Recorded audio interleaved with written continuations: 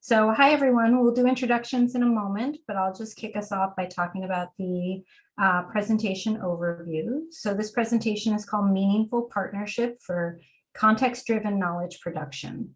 We're looking at the collaborative evaluation of USAID's inclusive education projects. As we know, research in development contexts can be quite complex and fast-moving. So this presentation is going to explore the collaboration between academic and private institutions, local partnerships, and local organizations as we try to produce knowledge around inclusive education. But we're going to start with an activity that Niraj, my colleague, will kick off for us so we can get to know each other a little bit. Niraj? Hello, everybody. I'm Niraj. So this session is basically for us to understand to look at the diversity in terms of the learning style that we all enjoy or prefer. So I would like to say your name and your learning style. For example, I like reading and writing to be preferable. I prefer that way of learning most. So I would like to request you to say your name and tell your learning style that you like the most. You can write it in the chat box if you don't want to speak up. That's all right. So where do we start? Okay, so Isabel, visual, reading, writing, visual learner. Actually, visual is my second preference. My first preference is reading, writing, and the visual is my second. Yeah, auditory. Yeah. Thank you, everyone.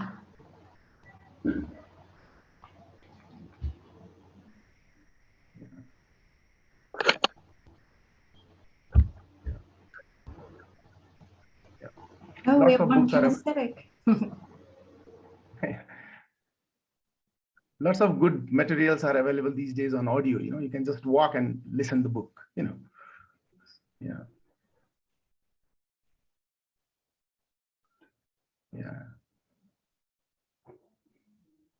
So lots of diversity we can see here, I think, even in this, yeah. So we are like 14 participants here. And we can see people preferring all these 4 different ways of learning. Yeah.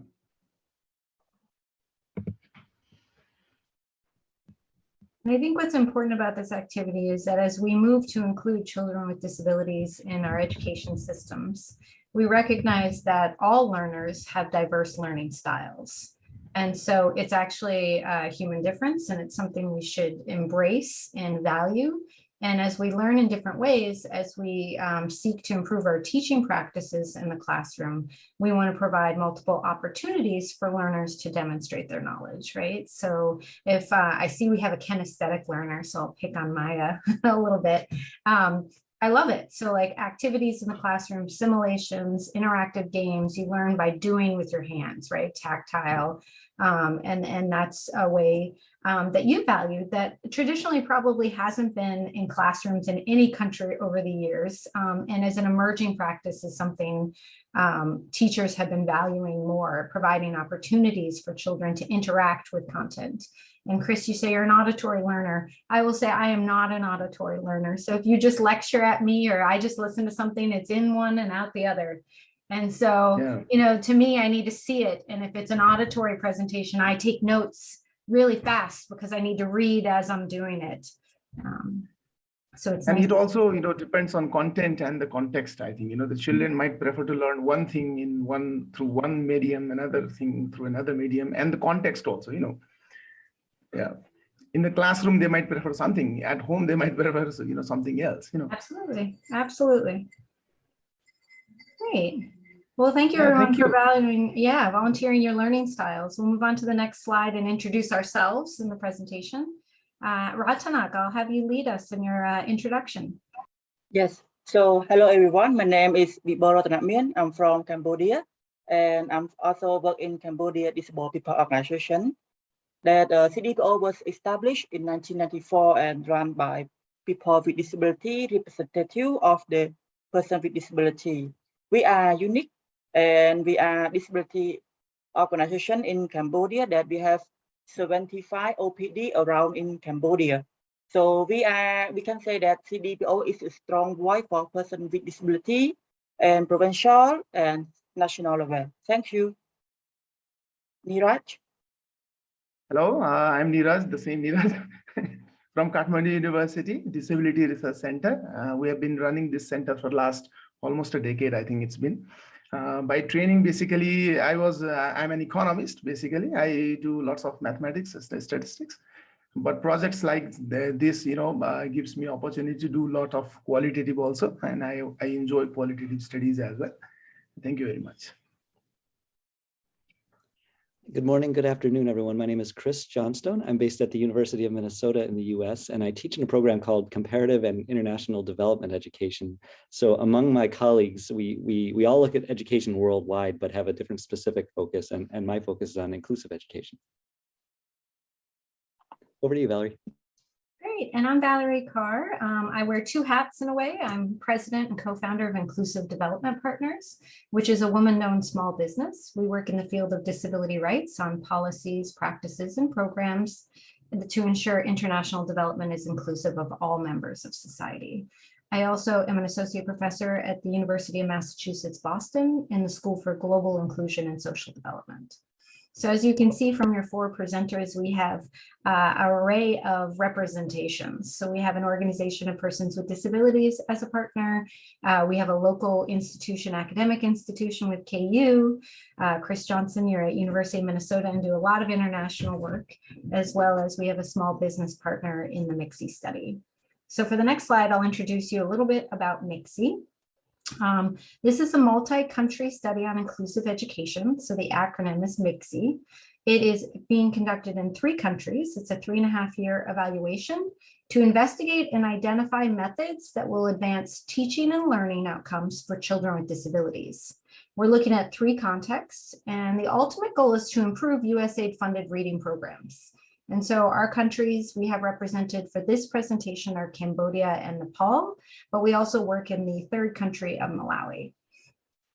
Go to the next slide.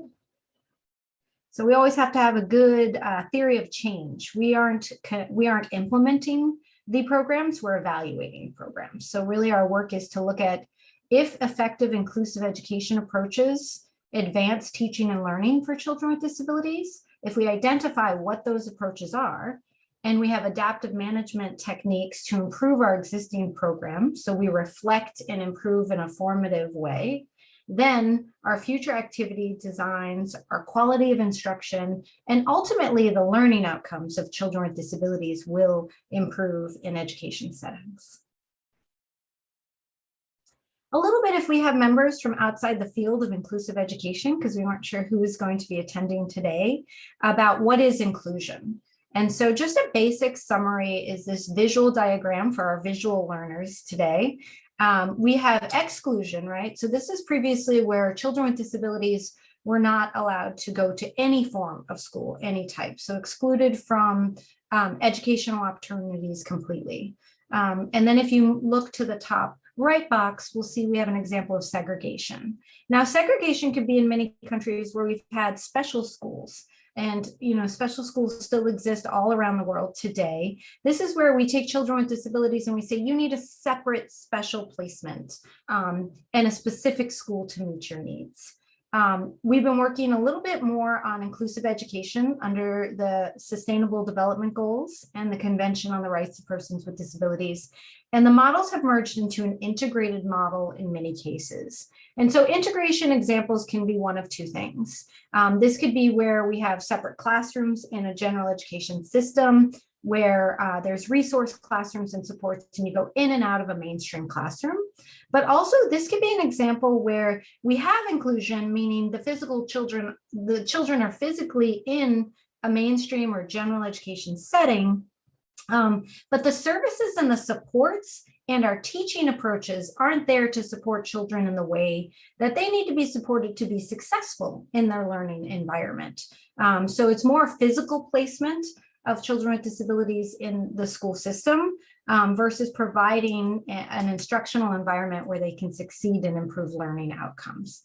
And then our last goal is inclusion. So this is where children with and without disabilities are working together in mainstream classrooms with supports and instruction that supports their needs in the way that they need, but also that follow kind of inclusive educational pedagogy, right? So if we look at how we teach, not just the inclusion of the child, but how teachers teach to meet the needs of all learners in their classrooms. Next slide. Great, so we're going to start with our first poll for today. Valerie mentioned these ideas about exclusion, inclusion, segregation, etc. And we didn't know if you all were familiar yet with the fact that the Sustainable Development Goals have this concept or phrase called leave no one behind. And that really talks about this idea of, especially goal 4, if education is a societal goal, it should be a goal for everyone at every time. Can you just tell us really quickly here in this Zoom poll that's about to launch, how familiar are you familiar, I should say, with the phrase leave no one behind in the Sustainable Development Goals? We'll give just a minute here for people to answer.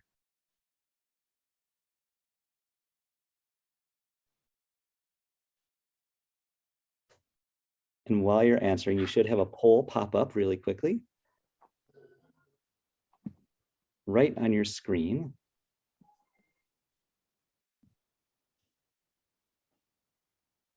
And we'll give it just a few more seconds here, and then we'll show our results. I'll do a countdown. 10, 9, 8, 7, 6. Answer if you can. 5, 4, 3, 2, and 1. All right. Can we show the results on the screen? So it looks like most people here are quite familiar with it. 80% of our attendees are familiar with the phrase leave no one behind in the Sustainable Development Goals. And so I'm going to move on to the next slide then. And we're going to talk about the conceptualization that we're using for Leave No One Behind in this MIXI project. For this project, it's really all about inclusive education, and we are anchoring ourselves in the Convention on the Rights of Persons with Disabilities. And CRPD uses this phrase, progressive realization. And progressive realization is really a nice way of thinking about inclusive education, because I can't think of a school district, a zone, an education zone in the world that is doing inclusion perfectly. It's not working in my children's schools. It's not working anywhere in the world perfectly, but this gives education systems a chance to move toward inclusion little by little in ways that are in some ways common sense changes, but also are very aspirational. Never taking a mindset of this is just too hard, we can't do it, but rather saying inclusive education is the goal. It is the high goal. It is a difficult goal, but it must be reached. And it must be reached through progressive actions, little by little by little. And there are 3 words here on the slide that I think are important: analytical, normative, and context-driven. I'm going to speak to the first one, or the second word right now, normative, and that's probably the most important in this process. A normative framework says that education is a human right, and it is human right for everyone, that no one should be left behind. And that the way that children become citizens in their country, the way that they develop skills, the way that they develop wisdom, and the way that they develop social skills is to have the same sort of curricular opportunities that all children have. And so holding up that expectation, that very aspirational norm that all children can be successful in schools if the right structures are put in place, really is the first step of this progressive realization. The context-driven piece is the piece that really acknowledges that every education context is different, and that the structures that will need to be adjusted are really locally driven, and they really depend on who the teachers are in the school, what the value systems are locally, what exactly parents would like children to get out of the education experience. And once these are understood, once we understand the context, put some research behind it, there's the analytic, and uphold this high norm that all children should have a chance to become citizens, to gain skills, to gain wisdom, to gain social skills, then the plan moves forward, and little by little, it becomes progressively realized. Thank you. Next slide. So we're getting close to the rest of our presentation where we're going to break it down as more of a conversation between all of us. So this is just kind of an overload of information on MIXI so everyone knows what we're talking about, and then we'll explore some concepts together. We wanted to let you know about our data sources and the approaches we've used for the evaluation. And so what Chris had said with progressive realization, the analytic component of creating a normative frame, developing a context-driven tool, and then holding ourselves accountable to meeting those standards, we've been really looking for developing evaluative rubrics. And so how do we map that out? How do we develop a common understanding of what the path to inclusion looks like? And then evaluating the projects to see where they are on that path to inclusion. So we've been conducting secondary source analysis, which is project documentation, project level documents, and project data that the implementing partner has been collecting throughout their activities. And then we've also been collecting primary source data. So we've been doing national and subnational KIIs with government, organizations of persons with disabilities, as well as project staff. We've been going into the schools. So we have a series of teacher interviews and surveys, school administrator interviews, and parent household surveys or focus groups. And we've been looking at training. So how do we train teachers around inclusive education? And through that process, we've been working on classroom observations to assess implementation of training concepts. But we've been also observing trainings and conducting pre-post surveys and focus groups on those trainings. And we have a variety of reports that we've been producing that are available on the MIXI website, which we can post in the chat. We have country level reports. So individually, we're looking at the country context, right? Nepal, Cambodia, Malawi. But then we're doing country level comparative literature reviews, policy reviews, as well as country case studies. So when we look at comparatively between the three countries, how are each of them identifying one area of the evaluation? So one area would be screening of children with disabilities. All three countries are working to screen and identify children with disabilities in different ways. And so what can we learn about their approaches that they have been piloting, because they've been piloting. This is very new in the field. So I don't want to say they've been implementing and it's just a standard screening process, but really this is new knowledge driven production, right? So we're working to identify what approach is best for screening and identifying children with disabilities. We're also working to look at what training approach is best to support teachers and administration as schools really seek to embrace the concept of inclusion. And then lastly, we're working at what does inclusion look like in a classroom, right? You can see our team here. We have colleagues from Nepal and Cambodia, and then Chris and I are US based. And so we know inclusive education is going to look different in Cambodia. It's going to look different in Nepal. So how do we take that progressive realization concept and apply it to our evaluation and the observations that we can make in the schools that we're working in? Next slide. All right, I think this one's my Zoom poll. So in our interactive presentation, we're going to be launching another Zoom poll as we move into what type of partnerships have you worked with? So who have you partnered with in your work? As you can tell, we have an organization of persons with disabilities here, a local education institution, and our international, our business. In Malawi, we actually work with the Research Institute as well, so another business. If we can launch the poll, I'm curious, from our audience members, who have you partnered with in your work in the past? And presenters, you can think of other projects you've worked on. So if you'd like to complete the poll as well, please do so. And it looks like we're live now. I'll give everyone a minute to answer the question, who have you partnered with in your work?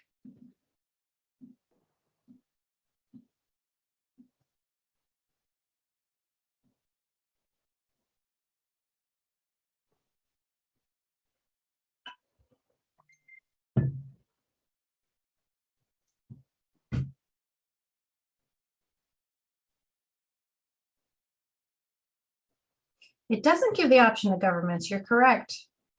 That's a miss. We needed to add that. But yes, if we missed anyone, you know, this is not an exhaustive list, so chat is welcome as well. I'll give just another good 10 seconds.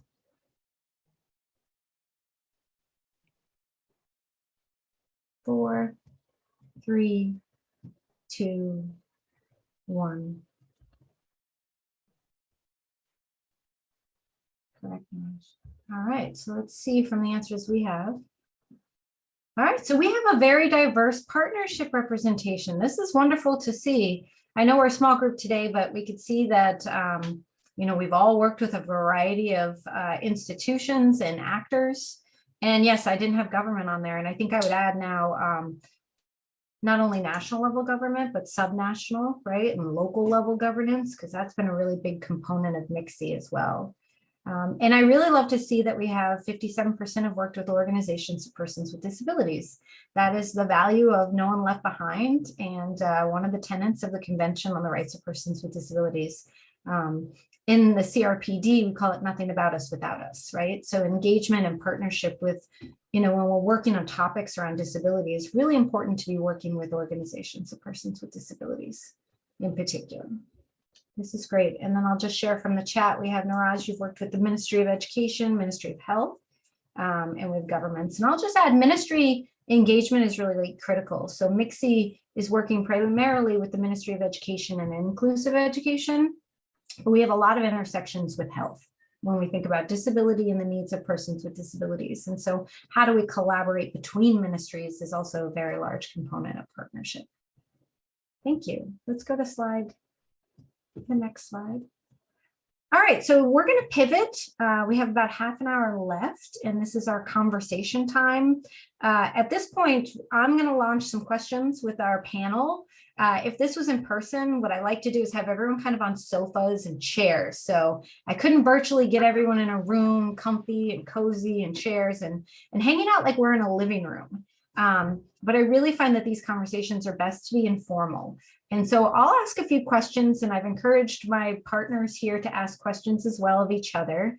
But anyone who wants to post a question in the chat, or even if you want to come off mic and talk to us, we're happy to have the conversation together. And I think we're a small enough group that should be fine. So don't worry about interruptions or anything. Right here, you'll see our local partners in the visual display. We have logos for all of our partners, and you'll see Kathmandu University as well as CDPO. And then in Malawi, we have IKI, which is Invest in Knowledge, the research firm I was talking about. And so for our panelists, our partners here, I'll start the conversation. Niraj and Ratanak, I'd like you to speak a little bit about the partnership starting, right? So this initial startup phase of the work. Can you tell us a little bit about startup and how you felt supported, or what resources you needed for support during this time, right? So it's not all roses as we start. It's also a lot of working together, right? And building capacity together to get through this startup phase of our work. And Ratanak, I'll start with you first, if you don't mind. Yes. Okay, so I hope you don't hate me because see you again. So as you know, Valeria was mentioned about Cambodia, Malawi, and Nepal. So I work in Cambodia, and also this project is also not collect in Cambodia, also another country. In this point, it's mean like our friendship with IDP team since 2019.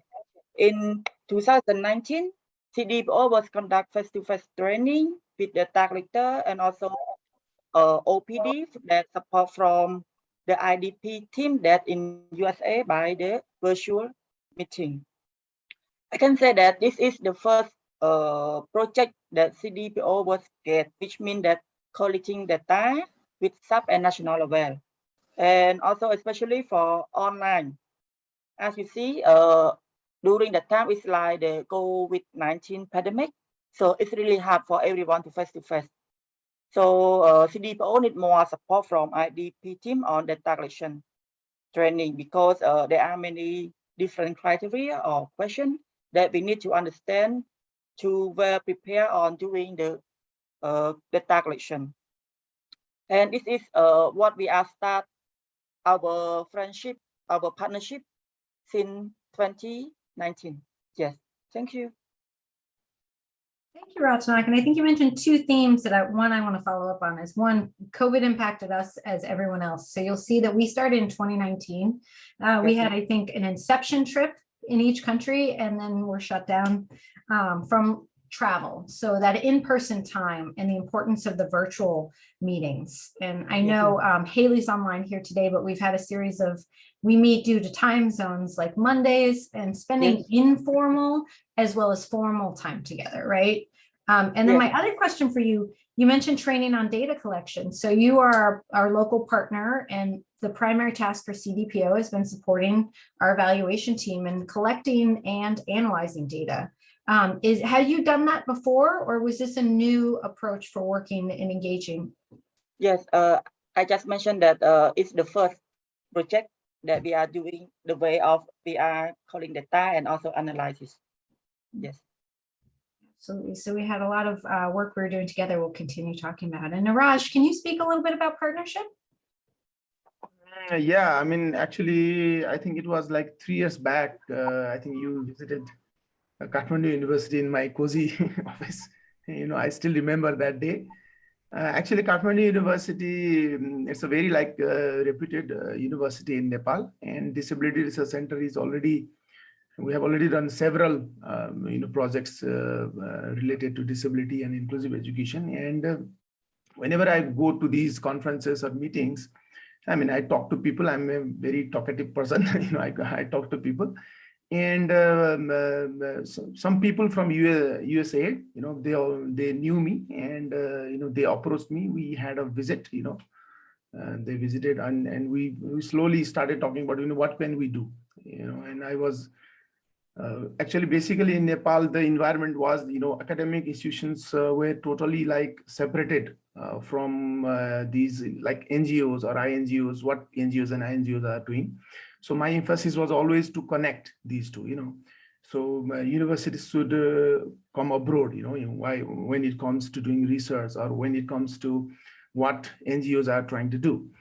And so that is how I started the conversation, and we got connected through email, with Valerie, and then she visited us, and then we talked, and so that's how it went. And most of it is, I think, informal, rather than formal. Most of it comes through informal chats, informal talks, emails, and so on. Yeah. Do you mind if I jump in with a question, Ratanak and Niraj?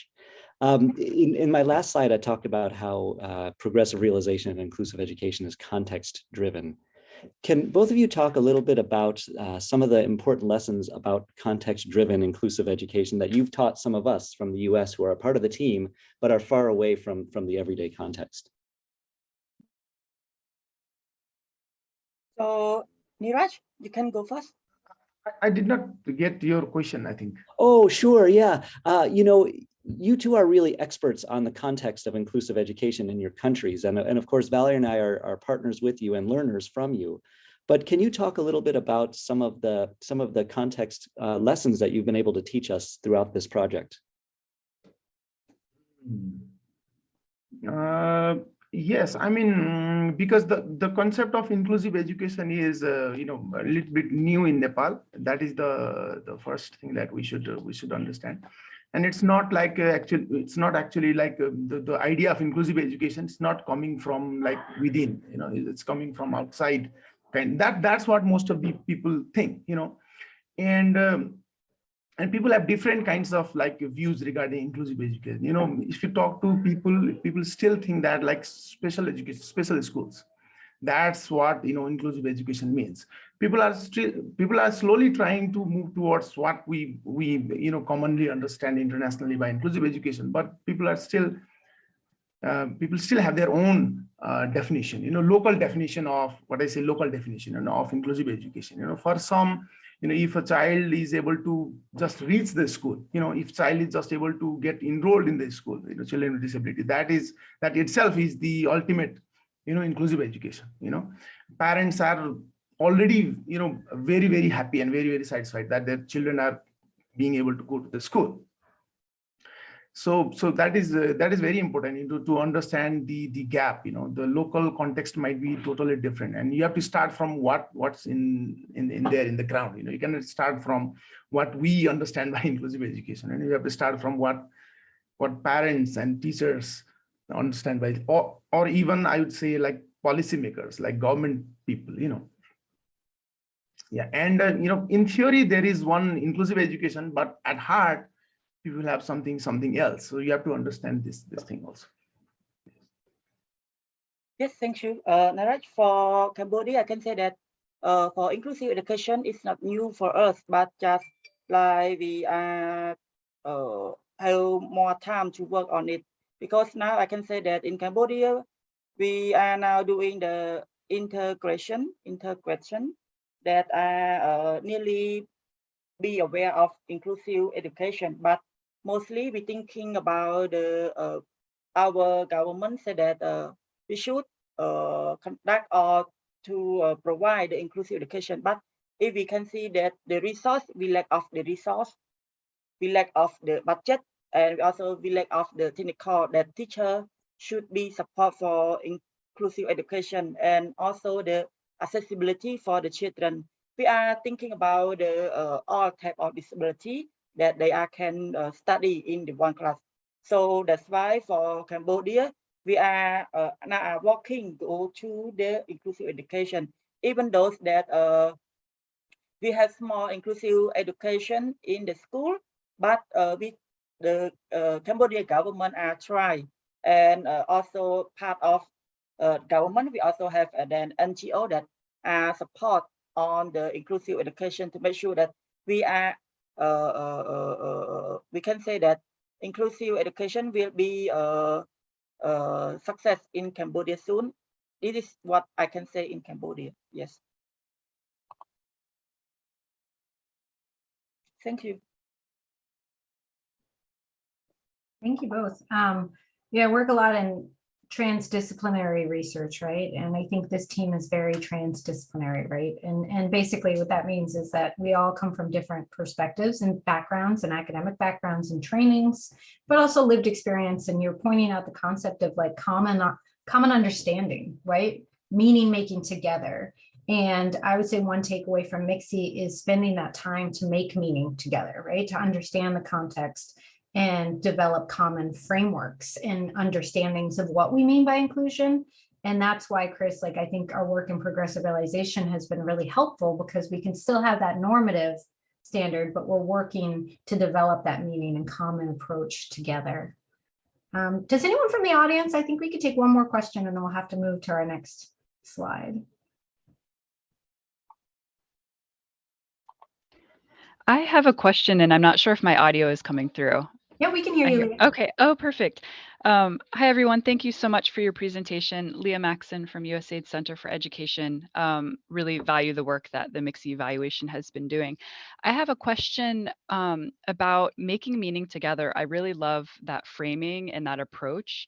My question is, maybe Niraj and Ratanak, in your countries, in your experiences in that process of making meaning together, has there been any particular aspect of inclusive education that has been that has taken more time, perhaps, to really make that meaning together with local stakeholders and others through this evaluation?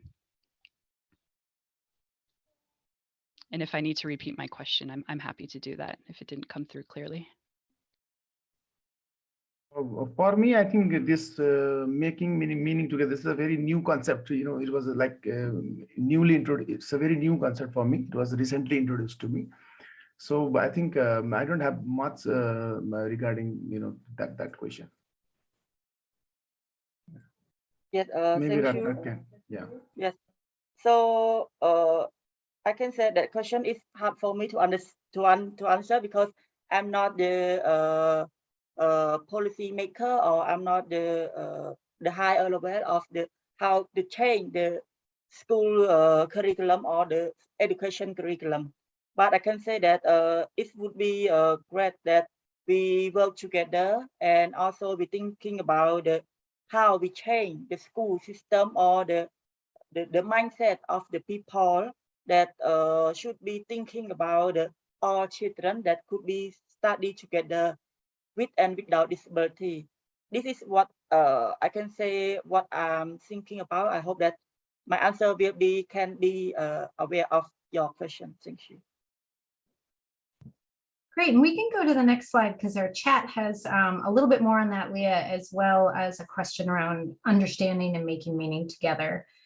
So this is about our data collection and how we approached our data collection, but the supports and the work we did together and how we collaborated. So a little bit on the time from the evaluation team's perspective.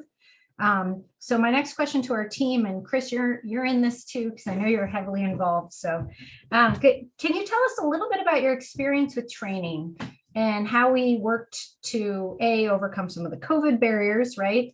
But how we work together in terms of collaboration on data collection and analysis as a team.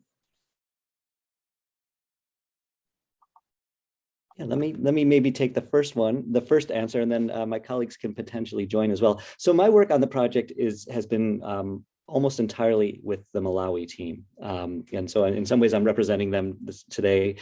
And I think, you know, training is a tough word for me always, because there are very technical aspects to it. And certainly because this is a multi-country study, a multi-country evaluation, we needed some standardized approaches to how we collected data. So there was, you know, certain formats of data collection that we used, mostly qualitative, but there was some quantitative as well, that involved a lot of talking with teachers, talking with parents, talking with school leaders, et cetera. So the one side of it is the technical side of, you know, in what ways can we collect data that is somewhat standardized across countries so we can compare? The other side of it was the way in which our teams, each of our teams, conversed and held interviews and related and developed rapport. Those of us from the US had really very little expertise on. We relied heavily on our partners to guide us in the ways that, you know, approaching a school leader and finding out if you can work on interviews with teachers, what were the best ways to navigate group relations and focus groups, et cetera. So we really tried to make it a give and take along the way, where we could share whatever technical knowledge we had from our side, but at the same time understand that our partners, and I worked especially with the organization IKI, who came with a wealth of information on, okay, so we need focus groups. Here's one way to begin the conversation in a focus group. And here's another way to help the group to reach consensus or acknowledge dissensus. And I think it was this meaning together approach, I think that seemed to work out well. We weren't trying to drop information in people's heads, we were trying to co-create it.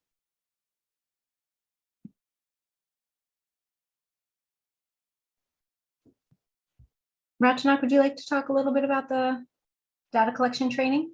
Yes.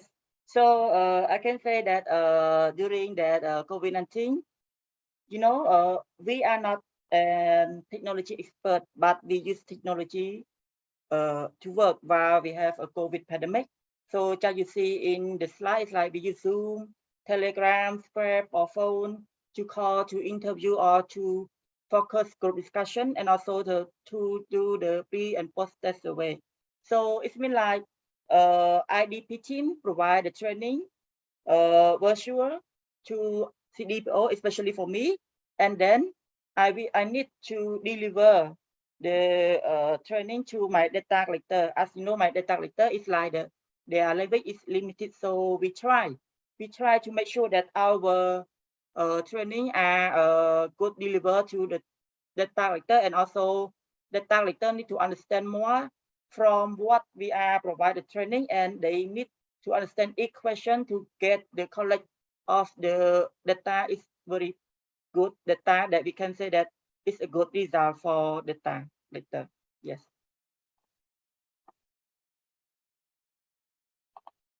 Great. Well, thank you. I want to continue the conversation because we're going to move to analysis in future slides. But Rachnak, you have 2 slides to present some examples. Because we have a lot of data we collected, you saw we had classroom observation forms. And classroom observations really require practice in a classroom. And when you're virtual and schools are shut down, how do we do that together?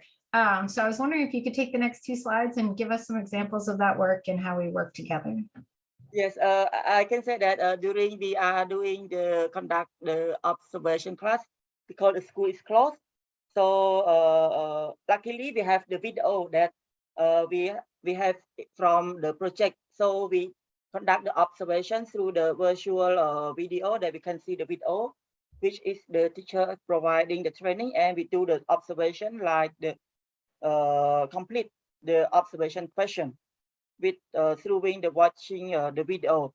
So I can say that it's different from face to face. Like we are doing watch the video again and again and again to make sure that when we conduct the real of the observation class, we can do a good result. So as you know that watching the video and then doing the our answer the question is a little bit quite hard, but we try on our best to make sure that we are the one and we work together to make sure that we all are getting a good of the data collection. That's great. And you really tell us about the importance of practice, but also inclusive education practices in emerging context is really new. And so we use video segments as well. And so when we have an observation form that talks about presenting material in a visual way, what are like 5 different ways a teacher can do that? And then how do we as evaluators recognize that that is taking place in the classroom? So spending that time working through that together. And then we have a very fun slide. Could you tell us a little bit about this? Yes, so when we conduct the first of observation class, we do the virtual video, but after the school reopen and the government are now allowed to conduct observation to travel around the country. So we do like 7 weeks that we are going to the 3 provinces to conduct the face-to-face observation class. And that picture, I can say that this is the IDP team, the first trip that they going visit to Cambodia to conduct the small meeting, and we are going to reflection about the observation class because it's the big job that we going to around 200 class in 2 provinces, I think that. So we are talking about our challenge, our success during the observation class. So it's not easy because the teacher always keeps changing the schedule, and the situation might be a bit different. Sometimes we are planned to have a 3 class or 4 class, but the day we are going to observation, we have only 1 or 2. So we arrange or we reschedule day by day. So it's really hard for us, but at the end, we can reach our aspect of the observation class. Yes, thank you. Great. Yeah. And this was our first trip back after we were allowed to travel. So you could see how happy everyone was to be together. I will say I was convinced that we were good enough virtually, but then, you know, getting back to Nepal with Niraj and spending multiple days together, you know, and having that time together was a really key aspect of meaning making that we've been talking about. All right, Chris, I think you have another Zoom poll or a chat for everybody. We do have another Zoom poll coming up. Yes, that's right. And so this one has to do with about partnerships and inclusion. And so we're interested, number one, in what kind of experiences you have with inclusion. And then secondly, we want to know, what are some of the biggest barriers to creating meaningful partnerships? So partnership isn't always easy. It takes a lot of work, a lot of commitment, a lot of commitment to learning from one another, and a lot of commitment to engagement. What are some of the barriers that you face? We've mentioned some of them, you know, COVID, obviously, you know, working through technology, but also understanding each other's contexts. So let's put up the poll now. Let's figure out, number one, what kind of work have you done around inclusion? And we're going to leave that up for just a minute.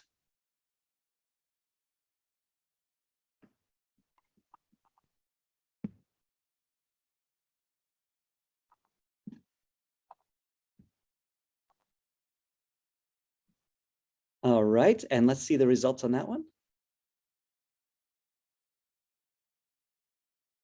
So it looks like most people have some engagement. Maybe about 13% have not yet had the opportunity, and then one person said, or maybe I don't know the number, but 13% said they would certainly like to.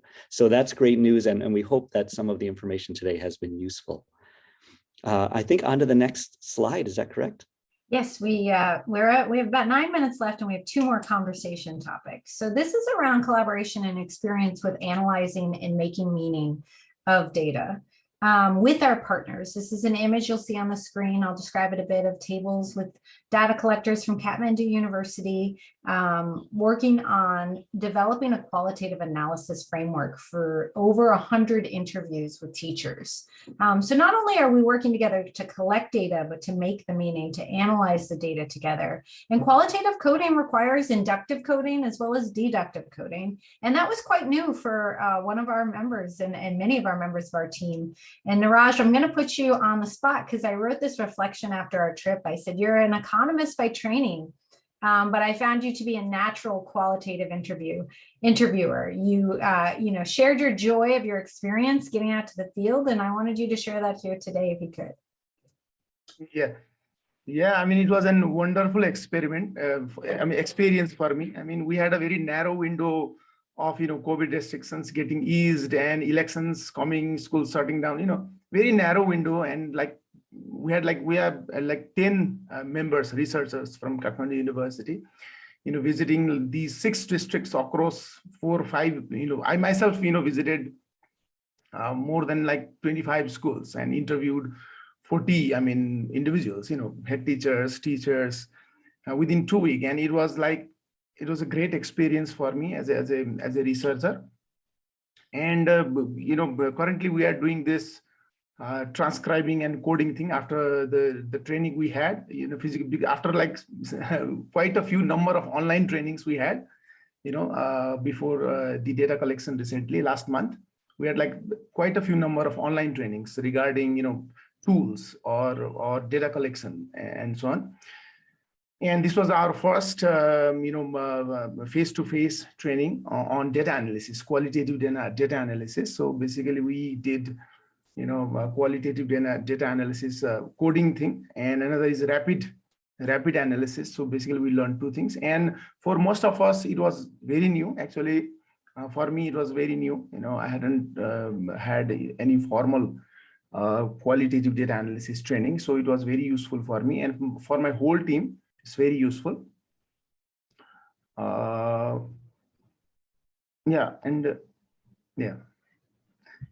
And I'll tell everyone we're in the middle of it now.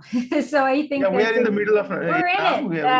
And we're doing 2 parts. We have qualitative as well as quantitative. So we have both types of data, and we are doing, preparing our reports on both. Yeah. And it's a wonderful experience that usually it's not very common.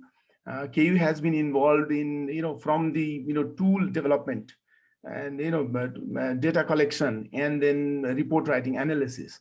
So it's not very common in Nepal. Usually, everything comes from the partner organization, and they just end up being the data collectors. So, and that's not the case in this case. So we have been involved in the whole process, and it's a very good experience for KU itself, not just for me.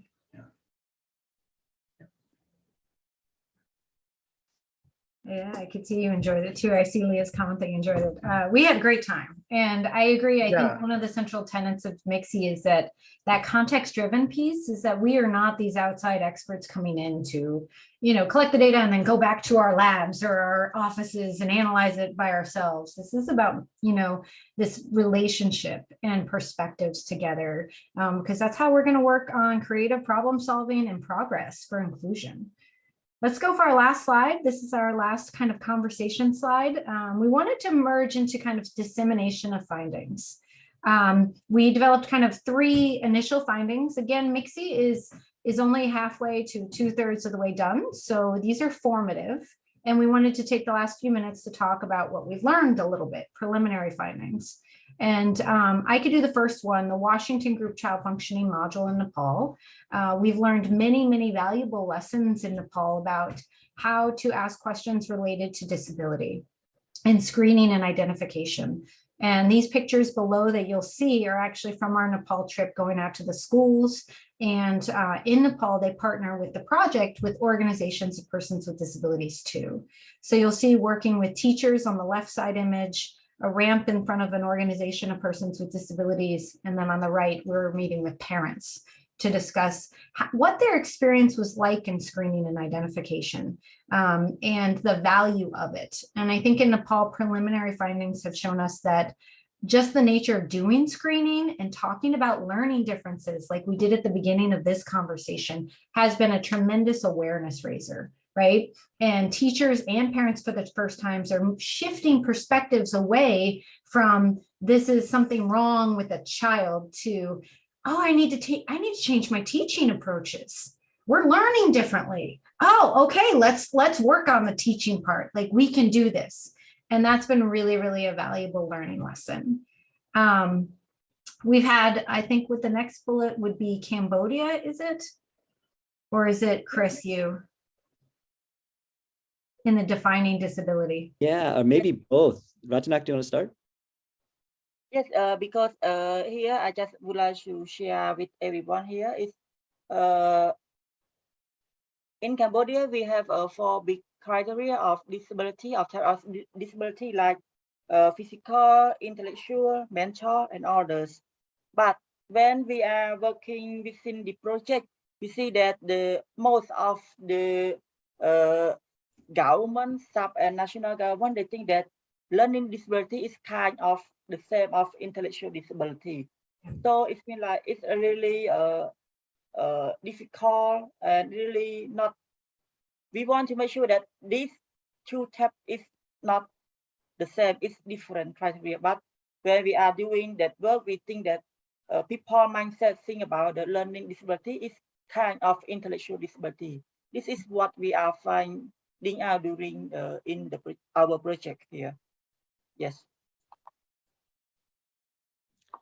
Yeah, and I'll just add to that. I think Valerie mentioned this UNCRPD. I think I guess the analytical stance we have taken in this evaluation is that the right to education, the right to inclusive education is the floor, and then everything goes up from there. And I think that has been really useful. And I think what our partners have shown us is that there is a lot of context-driven knowledge that can take inclusive education up from that basic floor of rights. But then there is also this sort of back and forth, as both my colleagues have mentioned, that sometimes disability is essentialized, and there is at times worldwide a belief that the problem with inclusion is the disability, not the structure. And so it's a constant negotiation and conversation, I think. Thank you. And due to time, we're on our last minute. We just have another image. We're going to skip our last poll, and our last image is just because we're evaluators, and I call myself a data nerd. We love data. It helps us figure this out. It helps us work in schools better and include children, which is our ultimate goal. So this is us looking at the data subsystem in Nepal with very intent interest, as we're all excited to see it demonstrated in real life. We have 1 minute left, so if we have any questions, we're happy to take it. And I apologize, we ran a little short, but I hope you enjoyed the presentation, and thank you so much for your attendance.